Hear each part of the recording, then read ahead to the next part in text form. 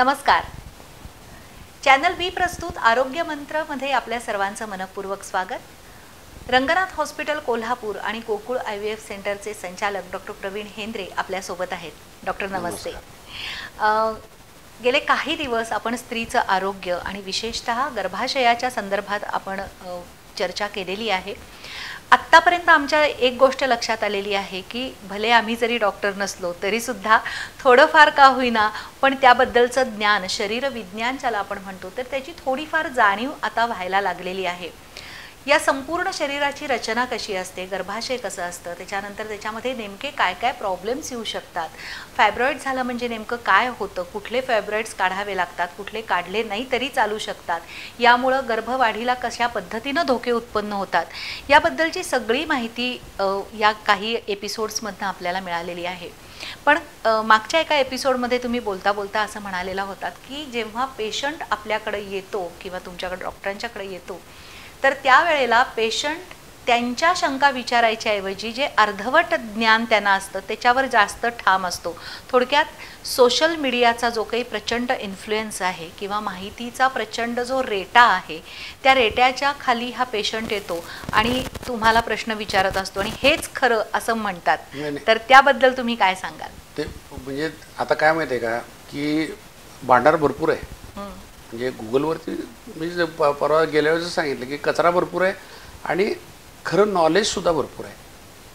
पण हे आता समजा आता एक आर्किटेक्चर किंवा एक स्टीलचं डिझाईन आहे, तर त्या स्टीलच्या डिझाईनवरती वेगवेगळ्या लोकांनी प्रत्येकानं आपापल्याला स्टील डिझायनर समजतो, ते काय वाटेल ते लिहिलं असते.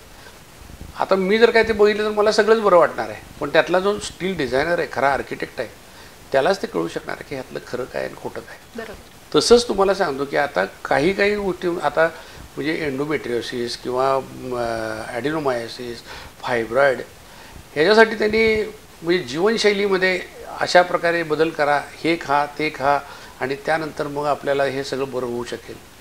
तुम्हाला सांगितलं त्याप्रमाणे यांना जर काय असं वाटायचं नाही, if they want to claim this, तर त्यांनी डबल ब्लाइंड कंट्रोल स्टडी करायची की एखाद्या पेशंटला तसंच फायब्रॉइड तसेच ठेवायचे. यांचे जे काय आहे ते म्हणजे हे जी उपचार पद्धती आहे म्हणजे काय तर हे खा ते खा ते खा हे सगळं खायला घालायचं आणि स्टडी करायचा. तसा अल्ट्रासाऊंड आज 6 महिन्याने नंतर सिद्ध करायचं. म्हणजे हे जे आहे ना हे त्यातल्या त्या विषयातल्या तज्ज्ञालाच यातला कचरा कुठला आहे आणि सत्य कुठलं आहे हे कळू शकतं. आणि कारण तुम्हाला सांगतो सत्य आणि असत्य याच्यामध्ये तशी फार म्हणजे रेषा अगदी धुसर आहे होती. धुसर आहे. खरं. तुमचा पाय सत्याकडे कधीही पडू शकतो आणि असत्याकडे पडू शकतो. म्हणजे तुम्हाला ह्यातलं खरं सत्य कुठलं आहे आणि असत्य कुठलं आहे हे जर कळायचं असेल तर त्या विषयातले तुम्ही तज्ज्ञ असणं खूप गरजेचं आहे. आणि ह्या सगळ्या गोष्टीचं म्हणजे लक्षात घेऊनच मग आपला उपचार करायला पाहिजे. आज ॲक्च्युली ॲडिनोमायोसिस आणि हे करायचं होतं पण सारखे लोक प्रश्न विचारत आहेत सगळ्यात. ते तुम्हाला पण आलाय असं तुम्ही म्हणालात. अगदी मलाही बऱ्याच जणांनी असे प्रश्न विचारले की डॉक्टरांना हा प्रश्न जरूर विचारा की सोशल मीडियाचा जो प्रभाव आहे किंवा वेगवेगळ्या ज्या सोशल युनिव्हर्सिटीज आत्ता सगळ्यांच्या हातामध्ये मोबाईलमध्ये आहेत त्याच्यावरून आलेले जे काही प्रश्न असतात किंवा ज्या काही शंका असतात आणि त्याच्यामध्ये त्यांच्या पद्धतीनं दिलेली जे काही उत्तरं असतात तर ती कितपत खरी आहेत खोटी आहेत. मला असं वाटतं डॉक्टर की एखाद्या पेशंटला जर का खरोखरच अशी शंका आली तर त्यांनी प्रत्यक्ष डॉक्टरशी चर्चा मोकळेपणानं करावी. नाही, चर्चा करावी याच्याबद्दल माझं काहीच म्हणणं नाही. त्यांनी डॉक्टरला ती शिकवायला जायला नाही पाहिजे की हे बघा मी असं वाचलंय ते तुम्ही त्या पद्धतीने तुम्ही उपचार करा. अरे तुम्ही शंका विचारा की डॉक्टर तुम्ही जे काय हे सांगताय ही कंडिशन आहे, ह्या कंडिशनला म्हणजे तुम्ही जी काय उपचार पद्धती सांगितली आहे किंवा ही सर्जरी सांगितली आहे तर मला गुगलवर किंवा व्हॉट्सअप युनिव्हर्सिटीवर हे असं समजलेलं आहे तर याप्रमाणे हे केलं तर बरं होईल का. तर मग लेट द डॉक्टर डिसाईड ना की मग त्या डॉक्टरला तो तज्ज्ञ आहे ना त्याला त्याचे बारकावे त्याचे म्हणजे कमी जास्ती काय अगदी निश्चित कळून चुकतं.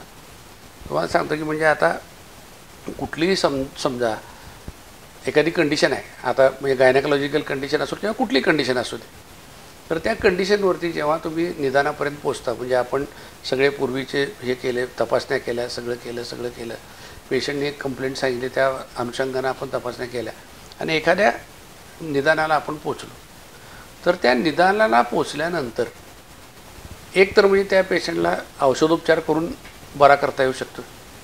दुसरं जे आहे की सर्जरी करायला लागते. बरोबर. पण प्रत्येक डॉक्टरनं सर्जरी करण्यापूर्वी पेशंटला विचारण्यापेक्षा स्वतःला विचारायला पाहिजे की या कंडिशनसाठी सर्जरी सोडून, कारण शेवटी तुम्ही सर्जरी म्हटलं तरी कुठल्याही पेशंटला आम्ही दररोज करतो सर्जरी, त्या पेशंटचं आयुष्यातली पहिली सर्जरी असते ती एकच त्याचा तो सर्जरी करून घ्यायला लागतं. त्याला त्याच्या मनामध्ये इतकी एक भीती असते काही वेळेस, म्हणजे त्याला असं वाटत असतं की आपण ऑपरेशनला गेलो तर परत येऊ की नाही, अशी सगळी जे हे दडपण जे असते की नाही, तर त्यासाठी त्या ऑपरेशनमध्ये आपण किंवा कुठल्याही सर्जरी करण्याच्या पूर्वी या व्यतिरिक्त ऑपरेशनशिवाय दुसरं कुठली उपचार पद्धतीने करून आपण हे पेशंट बरं करू शकतो का, हे आम्ही स्वतःला विचारायला पाहिजे.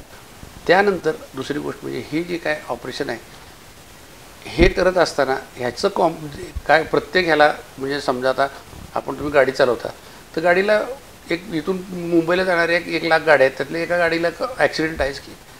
तर तसं यातून होणारे समजा जर काय एखादं जे काय उद्भवणारं जे काय कॉम्प्लिकेशन आहे, हे कॉम्प्लिकेशन हे आत्ताच्या कंडिशनपेक्षा वर्स्ट असणार आहे का, म्हणजे त्याची म्हणजे चान्सेस ऑफ कॉम्प्लिकेशन किती आहेत. तिसरी गोष्ट म्हणजे आत्ताच्या आजारापेक्षा त्याच्यानंतर म्हणजे पेशंटला हे म्हणजे जास्ती त्रास होणार आहे का, पोस्ट सर्जरी त्याची अवस्था कशी असते, त्याची अवस्था कशी असणार आहे. आणि आत्ताचं रिस्क हे आजाराची रिस्क आणि ऑपरेशनची रिस्क ही दोन्ही आपण म्हणजे बॅलन्स करायला पाहिजे. जेव्हा तुमच्या ऑपरेशनची रिस्क ही जर जास्ती असेल आणि त्या कंडिशनची रिस्क त्या मानानं कमी असेल तर तुम्ही अशा कंडिशनमध्ये ऑपरेशन करायला नको. मी तुम्हाला मध्ये एकदा सांगितलं होतं की एकच कंडिशन आहे की ज्या कंडिशनमध्ये तुम्ही जेव्हा फिटनेस करता तेव्हा पेशंटला म्हणजे अनफिट आहे म्हणून तुम्ही ठेवता, पण त्याची कंडिशन जेव्हा त्या आजारामुळं बळावती त्यावेळेस तुम्हाला automatically it's a dynamic thing, म्हणजे नाही तेव्हा अनफिट म्हणून सांगितलं, मग आता अनफिट, अरे अनफिट आहे म्हणून काय मग त्याला काय त्याच्या जीवाला धोका होऊ द्यायचा काय. तर हे जे आहे ना, म्हणजे रिस्क आणि बेनिफिट या दोन्ही गोष्टी जेव्हा तुम्ही तराजूमध्ये तोलता आणि तोलल्यानंतर या सगळ्या गोष्टी ज्या आहेत या विचार करून शेवटी पेशंट बरा होण्यासाठी जे काय करायला लागेल हे डॉक्टरनी तिथं बसलेल्या तारतम्य वापरून लॉजिकली आणि एथिकली आणि प्रामाणिकपणे त्याच्यासाठी. आता प्रत्येक वेळेस तुम्ही प्रामाणिक प्रयत्न करून सुद्धा काही वेळेस कॉम्प्लिकेशन्स होतात. म्हणजे तुम्ही ड्रायव्हिंग चांगलं करत असता, पलीकडच्या डिवायडरवरून येऊन गाड्या एकेकाला धडकल्या आहेतच, त्याला आपण काहीच करू शकत नसतो. म्हणजे असे accidents are known in medicine. पण आपण आपल्या बाजूनं म्हणजे कुठलीही हे कमतरता न ठेवता ही सर्जरी करणं हे खरोखर म्हणजे गरजेचं असतं. आणि हे जेव्हा तुम्ही कराल, आणि ट्रान्सपरन्सी सगळ्यात महत्त्वाची आहे की तुम्ही पेशंटशी सदोदित चर्चा केली पाहिजे. आणि एखादा पेशंट जर म्हणलं की माझं हे ऑपरेशन असं नाही करायचं तसं नाही करायचं, त्याला आपण म्हणजे ऐकलंच पाहिजे. का तर त्या माणसाजवळ 24 तास त्याचं शरीर आहे. आम्ही त्याचं शरीर, ते रिपोर्ट, ते शरीर 5 मिनिटं बघतोय. बरोबर. 5 मिनिटामध्ये एखादी गोष्ट आम्ही म्हणजे we can miss the thing, म्हणजे एखादी गोष्ट आमच्या हातून म्हणजे नजरचूक होऊ शकते. पण पेशंट काही शून्य असतात, अगदी अनपढ पेशंटसुद्धा. अनपढ, शिक्षण आणि IQ याच्याबद्दल मी एकदा सांगणार आहे तुम्हाला. सांगतो ह्या तिन्ही वेगवेगळ्या गोष्टी आहेत. एखाद्या माणसाला म्हणजे शिक्षणाची म्हणजे चान्स मिळालेला नसतो, पण अतिशय हुशार नाही, त्याला बुद्धिमान असतो आणि त्याला व्यवहार चतुर असतो. आणि तो माणूस म्हणजे काही वेळेस म्हणजे शिकलेल्या माणसाला पेक्षा सुद्धा म्हणजे जास्ती प्रगती करू शकतो. तर हे असं हे सगळं असल्यामुळं की नाही, जेव्हा पेशंट जेव्हा सांगतो की डॉक्टर हे तुम्ही बघा, तर त्याच्यात खरोखर आम्ही खोल जाऊन बघून मगच त्याला आम्ही तो निर्णय दिला पाहिजे की यस, म्हणजे ते तू म्हणत होतास ते बरं असेल तर कबूल करायचं, यस तू म्हणतोस ते बरोबर आहे, आपण अशा पद्धतीने जाऊ. आत्ता आपला तुम्ही जो विषय काढलेला आहे ऑपरेशनचा वगैरे, तर त्याला जोडूनच एक प्रश्न मला विचारायचा आहे. तो म्हणजे की गर्भाशय हे बऱ्याच स्त्रिया असं म्हणतात की आता गर्भाशयाची काही गरज नाही, जसे आत्ता वेगवेगळे आजार किंवा त्याच्याबद्दलच्या तक्रारी ज्या आपण ऐकल्या त्यावेळेला, त्यापेक्षा बायका म्हणतात की गर्भाशय काढूनच टाका. सगळ्यात महत्त्वाचा प्रश्न की गर्भाशय काढावं का काढू नये? आता म्हणजे वयोमानानुसार नाही, वयोमानानुसार म्हणल्यावर म्हणजे मी तुम्हाला सांगतोय का की काही ह्यात एक्स्ट्रीम कंडिशन्स आहेत. एक म्हणजे की त्या स्त्रीला समजा कर्करोग झाला आहे, कॅन्सर झाला आहे, म्हणजे कुठल्याही वयात होऊ शकतो.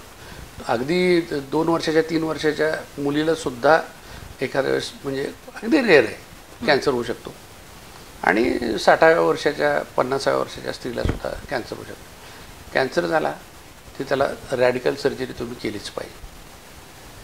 दुसरं जे आहे की म्हणजे समजा म्हणजे रिलेटिव्ह इंडिकेशन आहे, म्हणजे त्याला औषधोपचार पण करू शकताय किंवा कॉन्झर्वेटिव्ह सर्जरी, म्हणजे तेवढ्यापुरतंच फक्त हे करायचं की जेणेकरून तिचं म्हणजे गरोदरपण हे सगळं पुढचं लक्षात घेऊन हे आपण त्याचा विचार करून थोडा कॉन्झर्वेटिव्ह ट्रीटमेंट केली पाहिजे. सगळ्यात प्रॉब्लेम जो येतो ना ते येतो मी बॉर्डर लाईनवरती, म्हणजे धड इकडं नाही धड तिकडं नाही. मग तेव्हा जे आहे ना की तुमचा अनुभव, तुम्ही म्हणजे तारतम्य ह्या सगळ्या गोष्टी, तुमचा स्टडी याच्यावर मग तुम्ही पुढे जायला पाहिजे. आणि त्या पेशंटला खरोखर ऑपरेशनची जर गरज असेल तर ऑपरेशन सांगायला पाहिजे, म्हणून ऑपरेशन करायला पाहिजे आणि व्यवस्थित करायला पाहिजे. आता गर्भाशयाच्या बद्दल आपण एकदा बोललेलोच आहोत की गर्भाशय म्हणजे 40 वर्षापूर्वी म्हणजे रुजोनिवृत्तीच्या कालावधीच्या पूर्वी जेवढं शक्य आहे तेवढं तुम्हाला वाचवता आलं पाहिजे. आणि ते वाचवता कसं यायला पाहिजे हे आपण ब्रेक नंतर बघूया.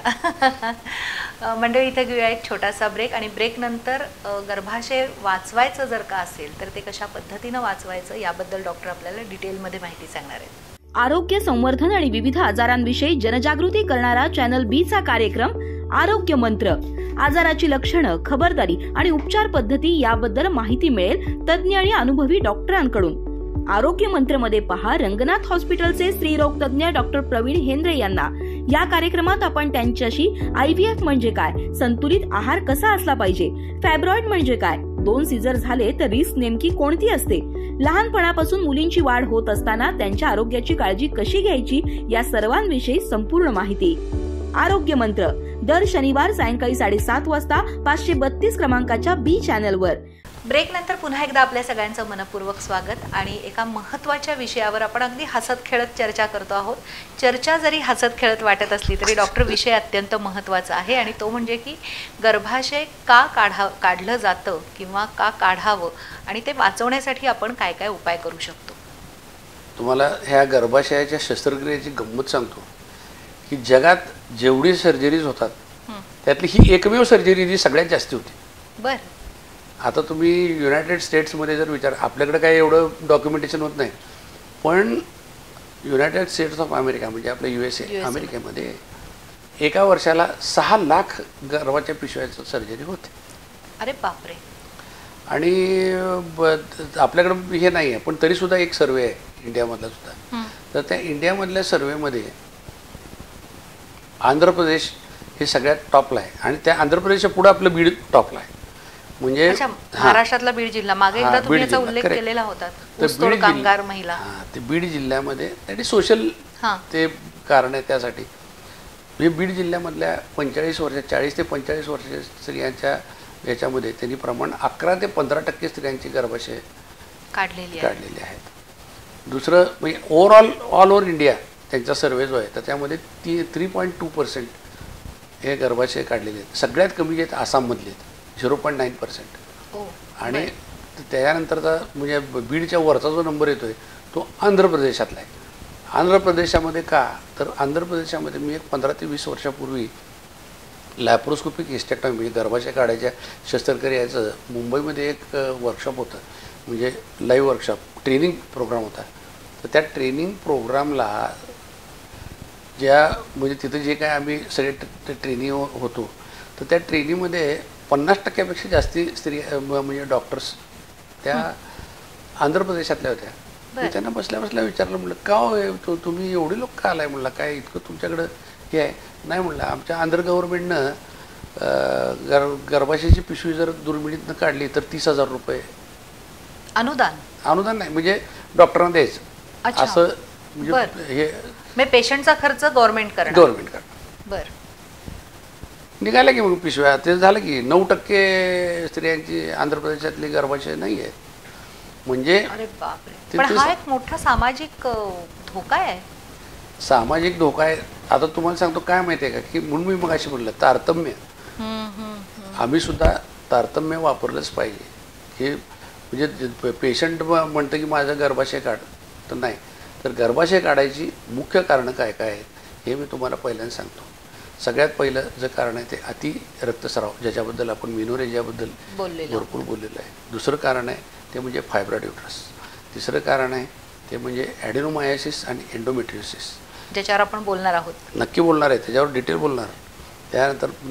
त्याच्यानंतर कारण आहे ते म्हणजे जंतू संसर्ग, आणि त्यानंतरचं कारण आहे म्हणजे हे कॅन्सर. ही 5 महत्त्वाची कारणं आहेत. 6 कारण बरोबर ती सगळी. तर मग त्यातली 6 कारणं जी आहेत ती, त्यातली म्हणजे 6वं कारण जे आहे ते कंपल्सरी तुम्हाला कॅन्सर आहे म्हणल्यावर तुम्हाला सर्जरी केलीच पाहिजे. पण त्या कॅन्सरमध्ये सुद्धा गर्भाशयाचा जो कर्करोग आहे, तोंडाचा कर्करोग आहे तो, तर त्याच्यामध्ये म्हणजे रेडिएशन, त्यात रेडिएशन 2 प्रकारे देतात ना. वरून पण देतात, पोटावरून पण देतात, आणि ब्रॅकी म्हणजे गर्भाशयाच्या मुखातून पण देतात. त्या गर्भाशयाच्या मुखातून दिलेल्या याच्यामुळं म्हणजे बऱ्यापैकी रिमिशन्स होतात पेशंटला. पण तरीसुद्धा म्हणजे ह्याला कॅन्सर म्हणलं की आपल्याला कुठल्याही स्त्रीला असं वाटतं की बाबा मला माझ्या पोटात हे काय ठेवू नको कॅन्सर. पण त्याची पण जर काय स्टेज 1, 2 असेल तोपर्यंत ऑपरेशन होते. त्याच्यानंतर मात्र त्याला रेडिएशन द्यायला लागतं. पण ह्या बाकीच्या ज्या कंडिशन्स आहेत, म्हणजे समजा आता म्हणजे अतिशय रक्तस्राव, मिनोरेजिया, तर त्याच्यामध्ये आपल्याला TCRE म्हणजे गर्भाशयात पहिल्यांदा म्हणजे गोळ्या औषधं सगळ्यात महत्त्वाच्या, म्हणजे NSAID, हॉर्मोनल ट्रीटमेंट देऊन बघायची. नाही झालं तर आपण ज्याच्यावरती प्रोजेस्ट्रॉन असलेलं, म्हणजे LNGची प्रोजेस्ट्रॉनची कॉपरेटीसारखी जी डिव्हाइस आहे ती बसवायची. यातून सुद्धा, पण त्यात तुम्हाला सांगतो हे जे डिव्हाइस आहे का नाही, म्हणजे प्रोजेस्ट्रॉन डिव्हाइस गर्भाशयामध्ये, त्या गर्भाशयातल्या डिव्हाइस ॲक्च्युली पेशंटमध्ये सेट व्हायला थोडा कालावधी लागतो. अच्छा. आणि त्या कालावधीमध्ये थोडंसं ब्रेकथ्रू ब्लिडिंग होतं. काही काही वेळेस 1-1.5 महिन्याने, 2 महिने किंवा मध्ये मध्ये कधीतरी ब्लिडिंग होत राहतं. पण एकदा ती सेट झाली की त्याच्यामध्ये मग त्याच्यामध्ये रक्तस्राव, मासिक पाळीचा रक्तस्राव कमी व्हायला लागतो. ती संपूर्ण आतलं लायनिंग जे आहे एंडोमेट्रियम, हे सगळं ॲट्रोफी होतं. आणि त्यानंतर मात्र म्हणजे पुढे 5 वर्ष तुम्ही अगदी व्यवस्थित राहता.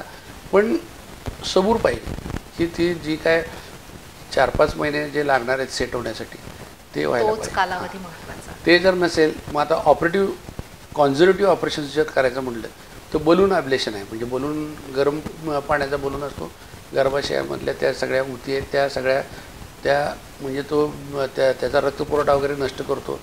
ते नेक्रोसिस होतं, त्यानंतर ते काय वाढत नाही. अगदी क्वचित प्रसंगी थोडं बहुत राहिलं तर नंतर ब्लिडिंग झालं तरीसुद्धा कमी होते. तिसरी गोष्ट म्हणजे आता त्या याचं TCRE, trans cervical endometrial resection, ते सुद्धा करता येतं. पण त्याच्यामध्ये थोडासा पूर्वी जेव्हा ते युनिपोलरनं कॉटरीनं केलं जायचं त्यावेळेस थोडे धोके होते.